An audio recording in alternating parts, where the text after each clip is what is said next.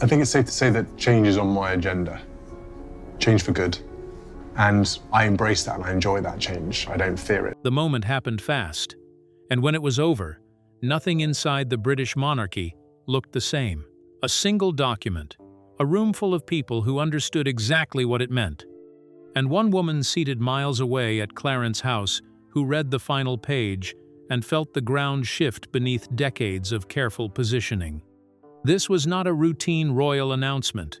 This was not palace theater designed to reassure the public, while nothing actually changed behind the gilded doors. This was a decision irreversible, deliberate, and signed in the king's own hand that transferred the beating heart of the British crown to Prince William and Princess Catherine. Even as we grieve, we give thanks for this most faithful life. I am deeply aware of this great inheritance and of the duties and heavy responsibilities, and shut Queen Camilla out in a way she never saw coming. Tonight, we are taking you inside the room where it happened, inside the conversation that changed everything, inside the moment King Charles made a choice that cost him something deeply personal and protected his son's future in ways William himself had not requested. And he named that William and Catherine would be the new Prince and Princess of Wales. Stay with us, because what unfolded between that private emergency meeting and the moment those throne room doors opened is one of the most extraordinary palace stories of this generation, the signals that built for weeks. For weeks before the announcement, the cracks had been forming. State papers sat longer before responses came back. Long engagements were quietly shortened or handed off without public explanation. Senior aides noticed the gaps, the moments where the king's focus drifted, the afternoon meetings that ended earlier than planned. Publicly, Buckingham Palace maintained its standard position. The king was working. Carefully selected photographs showed him at his desk, at formal receptions, reviewing papers. The image was controlled. The reality behind it was not. The decisive crack came during preparations for a significant state ceremony in London. Charles had insisted on attending the rehearsal personally. He arrived determined to see it through. He did not. Those present reported that his composure faltered in a way that could not be managed with a change of schedule or a quiet word from an aide. The medical team was called. The message they delivered was not a suggestion. The king needed to stop, not reduce. Stop. The full weight of daily royal duties was no longer compatible with protecting his recovery. And then, according to sources close to the palace, Charles made a decision that surprised even those closest to him. He did not ask for a temporary arrangement or a framework that could be quietly reversed in 6 months.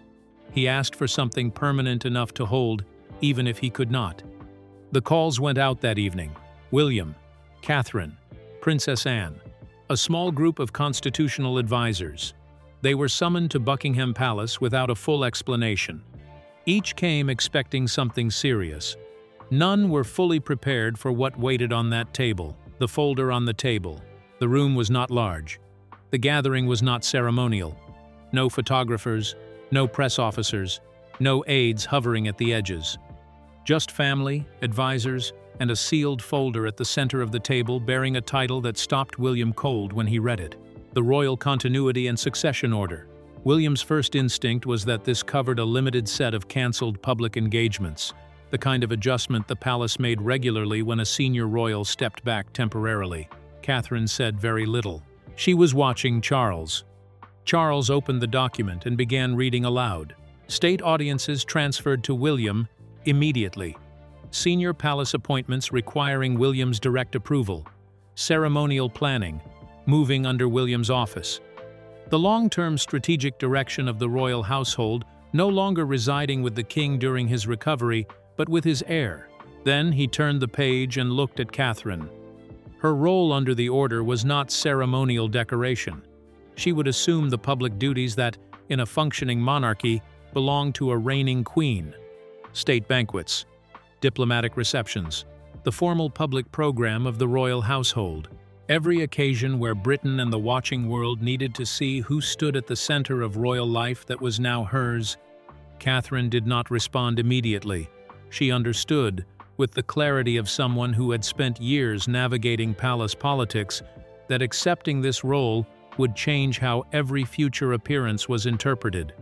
She would no longer be a senior royal performing engagements. She would be the public face of an active monarchy. William resisted. He told his father plainly that the country might conclude he had engineered the moment that a son, eager for power, had nudged a father already weakened by illness toward the edge. Catherine raised her own concern. Appearing beside a ceremonial throne while the king recovered could be read as ambition rather than duty. Charles refused to carry their hesitation. The decision was his. The institution could no longer be propped up by maintaining an appearance of strength that no longer existed. A monarchy that pretended its king was invincible would eventually be broken by the pretense itself. But there was still another folder on the table, and it was Princess Anne who placed it there. The second folder and the name that changed the room. Anne set the second folder down without announcement. The papers inside did not need drama to deliver their impact. They were confidential internal notes, originating from within Camilla's household. The documents described discussions detailed, organized, and apparently well advanced about how the Queen's office could preserve its authority if Charles stepped back. The language was careful, layered in the kind of institutional phrasing that can make almost any power grab sound like responsible planning. But the architecture beneath the careful language was unmistakable. Camilla's household had been mapping out how to maintain a hand on ceremonial decisions, the royal diary, senior appointments, and state occasions, all while William's expanded authority would be managed and, according to one striking phrase in the document, described as temporary. Even if Charles remained absent for months, William read the first page once, then he read it again. The word temporary was doing a great deal of heavy lifting in that paragraph. In the context of everything Charles had just read aloud from the succession order, that word was not a description, it was a strategy. Catherine noticed the handwritten annotations in the margins. One recommended that any major ceremonial decisions require consultation with the Queen's household before proceeding. Another advised against allowing Kensington Palace to become the sole operational center of authority during the King's recovery. The notes were not hostile. They did not need to be. They were designed to insert Camilla's office between William and every decision that mattered. Anne explained that the papers had reached her after a senior aide became uncomfortable with how far the internal discussions had gone. Charles asked the question that everyone else had been circling. Did Camilla know the extent of what her household had been preparing? Anne answered that the discussions had taken place through Camilla's office and through her people, but the documents themselves did not reveal how much she had personally directed or approved. Charles closed the folder. William moved toward the door. Charles stopped him. A confrontation in a palace corridor with staff moving and reporters already watching for any variation in the royal timetable was something none of them could afford. Camilla would be summoned. She would be given the chance to explain herself, and the meeting would break while they waited. Camilla's entrance and her proposal, 20 minutes. William spent most of them standing at a window overlooking the palace gardens. His anger, those present later noted, had not disappeared. It had become something quieter and considerably more serious. Catherine followed him and offered a single observation. The notes were dangerous precisely because they sounded reasonable. A public accusation would allow Camilla's office to deny everything, and the story would instantly become one about William being impatient for power. William understood, which made everything worse. When Camilla entered, she walked in composed. No raised voices greeted her, only silence, which communicated everything the room needed to say. Charles asked directly. Had her household been discussing an advisory council operating from Clarence House to maintain influence over palace affairs after his withdrawal? Camilla paused. Then she answered. She described it as preparation. Responsible preparation in the face of institutional uncertainty. A monarchy facing transition, she argued, could not afford to discard the experience and institutional memory her office represented. The framing was deliberate. Experience, continuity. None of those words meant power. All of them pointed toward it. And then she made the proposal. She wanted the order amended. Her household would retain formal influence over state banquets, charitable patronages, ceremonial appointments, and the public program of the crown. William would manage constitutional business. Catherine could represent the monarchy in public. But whenever questions of tradition or protocol arose, Camilla's office would remain at the table. It was framed as compromise. Catherine asked one question. If William and Camilla disagreed on a decision, who would have the final word? Camilla answered that Charles's wishes should guide them in those moments. The room understood what that answer meant. The entire arrangement existed because Charles could no longer carry the weight of the crown without cost to his health. Camilla's proposal still required him to referee disputes from the rooms of his recovery. Every decision would become an appeal. Every appeal would become a burden.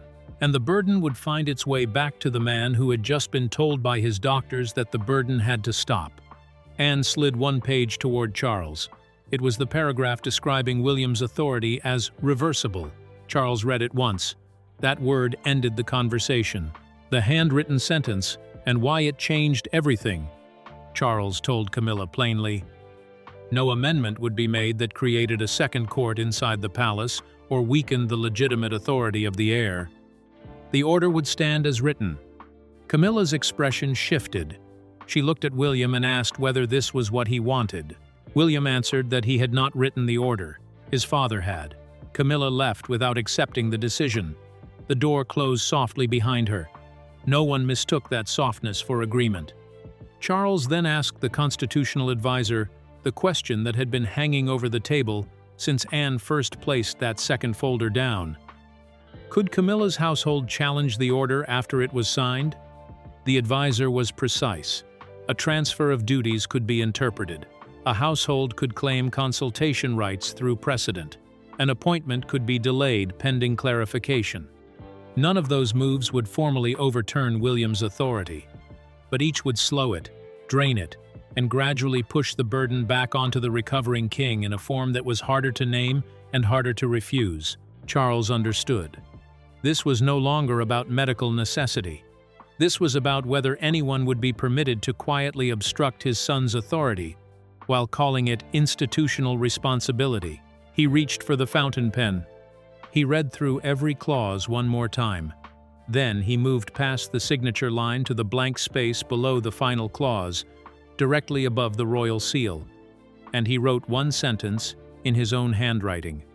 No authority granted through this document may be challenged by the Queen's household. William read it once. Then again, the document had just become something different from a medical arrangement. It was a boundary, not typed in legal language by a palace lawyer, not hidden in a subclause open to interpretation. Written by the king himself, in his own hand, in the most permanent form a royal instruction could take. Typed language could be attributed to advisors. Legal phrasing, described as routine. A handwritten sentence from the king could not be dismissed as an administrative misunderstanding. We want to pause here, because what Charles just did matters enormously, not only for William and Catherine, but for the future of the British monarchy itself. Do you think he was right to include that handwritten restriction? Or does it go too far against the woman who stood beside him through years of public pressure? Let us know in the comments. And if you've stayed with us this far, you already know this story is unlike anything the palace has handled publicly before. Like this video and subscribe, because the next segment is where it gets even more significant.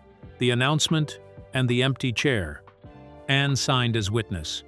The order was sealed, and Charles made one more decision that surprised those closest to him. He would speak to the country himself. No written press release.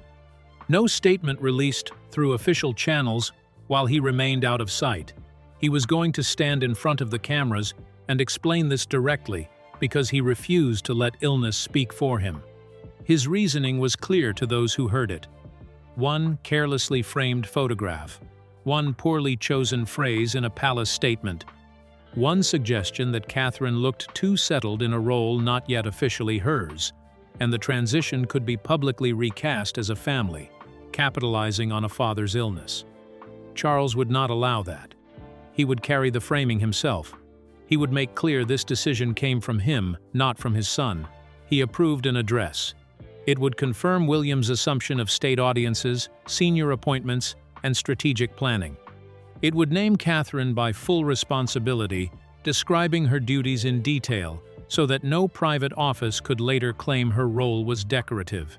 And then Charles added a line his advisors had not prepared and did not remove. The future must not wait for pride to admit what duty already knows. At Clarence House, Camilla received the final schedule. Her arrival time had been left blank. A place remained available beside Charles. She could attend as his wife. But no role had been assigned to her afterward. No formal position. No listed responsibilities.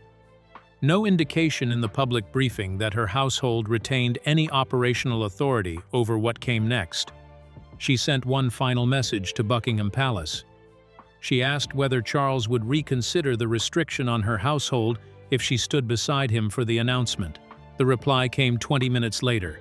The order stood as signed. Camilla canceled her car. Outside Buckingham Palace, broadcasters had already positioned their cameras. Crowds gathered at the gates. Newsrooms cleared their schedules. Officials entered through a side entrance. Anne arrived. Then William and Catherine, walking together. The cameras caught all of it.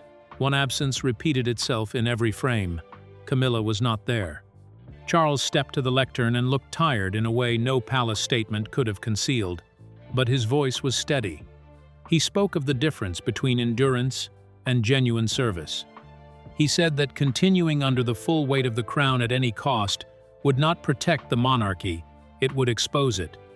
Leadership required the ability to act without hesitation. He no longer had that capacity without cost. He named William. He named Catherine. He described her duties in full, so the country understood that her role would not be decorative. She would stand beside William whenever the monarchy needed to show the country who now carried its public burden. He did not mention Camilla. In a palace address that accounted for the future of the institution in careful detail, the Queen's name was absent entirely. That omission landed harder than any direct criticism could have done. The palace had a long tradition of saying difficult things by not saying them. The country understood the language. At Clarence House, Camilla watched with 2 staff members. She said nothing when William's name was announced. She did not move when Catherine's responsibilities were listed. Only when Charles finished without a single reference to any ongoing role for her did she reach for the copy of the order again. She turned to the final page. The handwritten sentence waited above the royal seal, exactly as it had when the sealed envelope first arrived. Nothing had changed. That was the point. William and Catherine take their places. After Charles stepped away from the lectern, William entered through the side doors. He did not smile. He walked toward his father and bowed his head, a gesture those watching described as the most loaded moment of the afternoon. He told Charles he would honor the reign already in progress. Charles placed one hand briefly on his son's arm, then released it, as though holding on longer might reveal more than either of them could afford to show. Catherine joined them. She wore nothing that suggested celebration. Her expression carried the weight of the decision in a way no speech could have added to. The cameras followed William and Catherine toward the throne room. 2 ceremonial chairs had been positioned beneath the royal insignia. They stood for a moment before Britain and the watching world, not celebrating, not performing, and then William took his place. Catherine followed. That image traveled across television screens and phones within minutes. Commentators debated whether the palace had crossed a constitutional threshold. Supporters called it necessary stability. Critics raised questions about how temporary a transfer could really be when the ceremony had been designed to present William and Catherine as the monarchy's active center. One question dominated every broadcast across the United Kingdom. Where was Camilla? Palace officials repeated the phrase that satisfied no one, a private family matter. Reporters had already established that her car was cancelled before the address. No future ceremonial role for her appeared in the public briefing. The explanation began to unravel almost before it had been offered. Right now, across the country, People are asking the same question. Did Camilla bring this on herself? Or did Charles go further than he needed to? We want your honest take in the comments.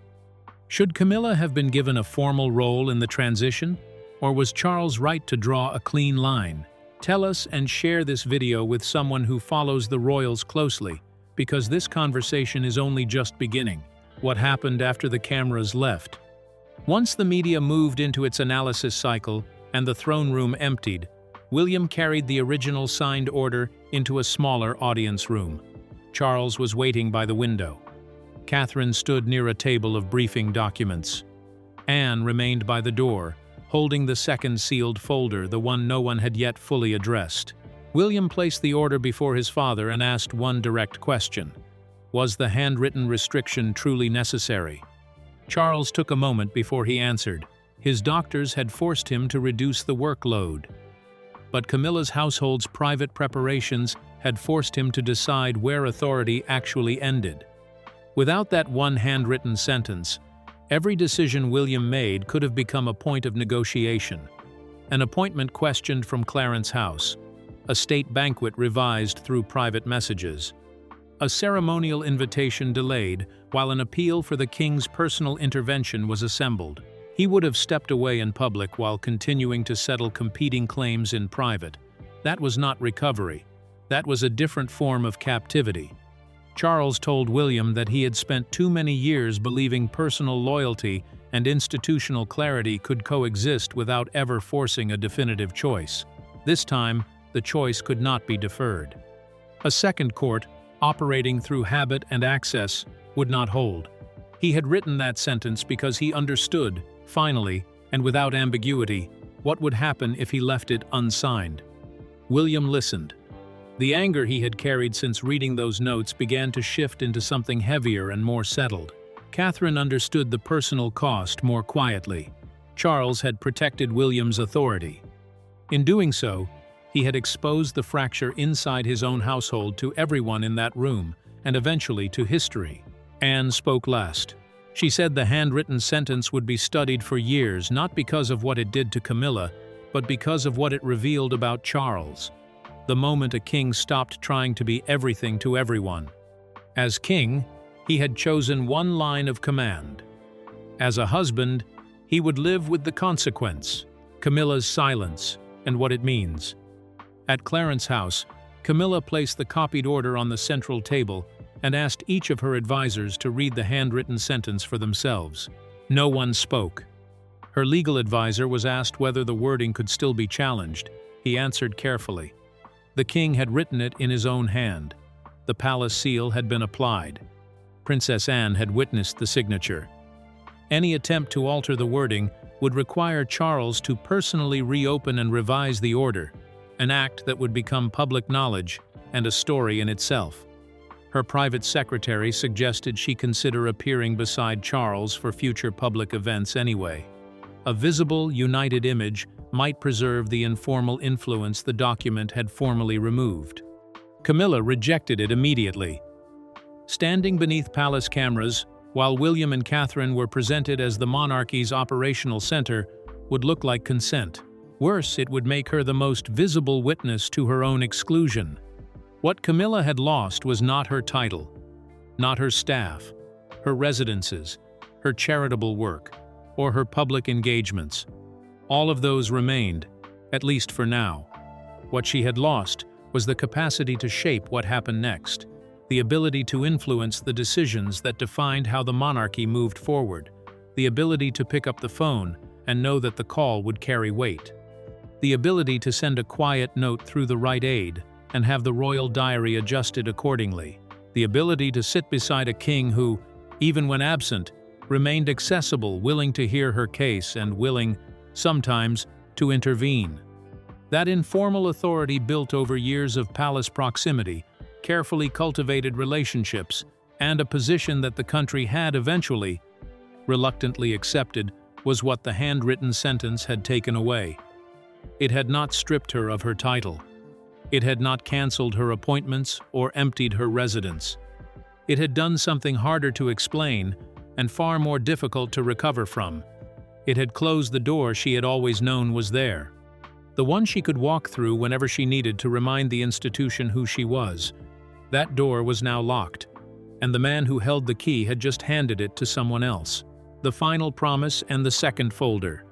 Before the evening was over, Charles made one request of William that had nothing to do with institutions or succession orders.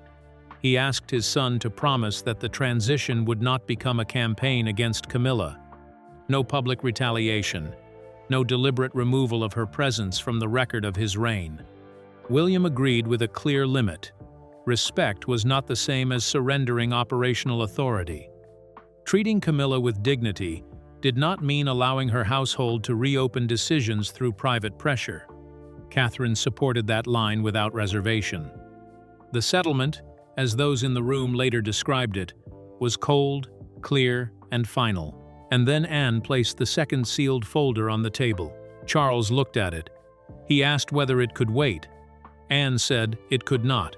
The cover carried a short title, Queen's Household, Privileges and Residences after the Transition. Inside were instructions concerning staff access, ceremonial invitations, and the royal properties Camilla could continue using while Charles remained away from full public duties.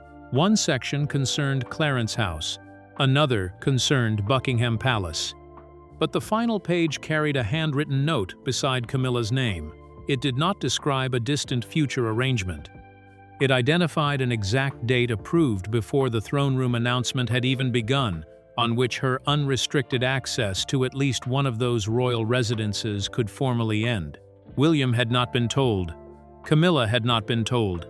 And when Anne turned to that final page, even Charles appeared to register something he had not fully prepared himself to see confirmed in writing. The decision had already been made. The deadline it contained was not measured in months, it was measured in days. This is where the story is heading next.